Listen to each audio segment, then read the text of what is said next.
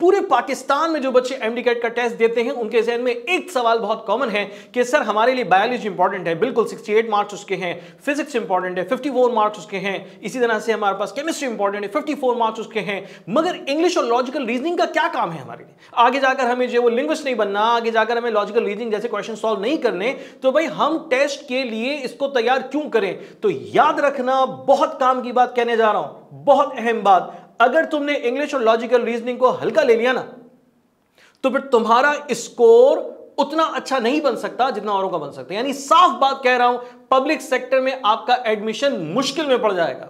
यानी आप सोचेंगे कि आपका एडमिशन होगा अब या नहीं, या फिर आपको किसी प्राइवेट मेडिकल कॉलेज की तरफ जाना पड़ेगा। तो सर ऐसा क्यों है, मैं आपको समझाता हूं। देखिए, आपके पेपर के टोटल मार्क्स 200 हैं, जिसमें से 24 मार्क्स लॉजिकल रीजनिंग और इंग्लिश के हैं।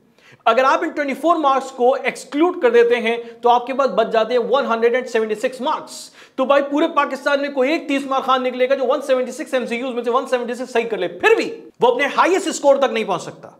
यानी अपना लॉजिकल रीजनिंग और इंग्लिश को छोड़कर वो अपने हाई स्कोर पर तभी नहीं पहुंच सकता। बहुत सारे ऐसे बच्चे जिनका स्कोर 170 प्लस होता है, बहुत सारे बच्चों का 175 प्लस, बहुत सारे बच्चों का 180 प्लस, बहुत सारे बच्चों का 185 प्लस, बहुत कम बच्चे होते हैं जिनका स्कोर 190 प्लस हो जाएगा, गिनती के होंगे।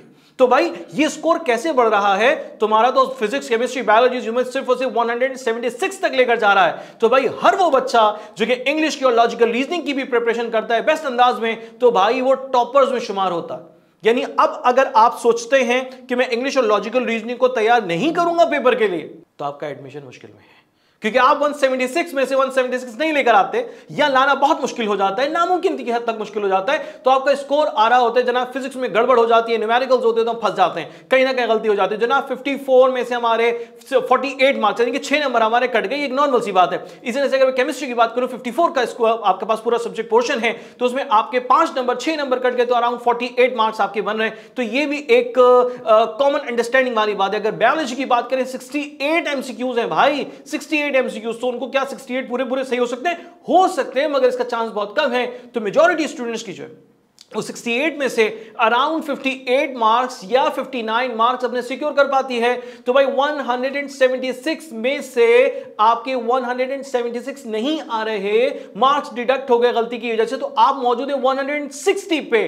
आप 160 पे मौजूद है, तो इस स्कोर पे आपका एडमिशन नहीं बन रहा।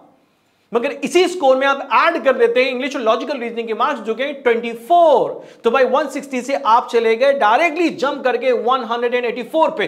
तो कहानी आसान है कि आपके इंग्लिश और लॉजिकल रीजनिंग के मार्क्स जो हैं वो भी आपके पेपर के लिए बेतहाशा अहम हैं, उनको जाया नहीं करना है। अच्छे से पढ़ के, अच्छे से प्रैक्टिस करके, छाजो ऐप के भरपूर कंटेंट को इस्तेमाल करके इस साल अपना स्कोर 185 प्लस में इंशाल्लाह हर हाल में लेकर आना है।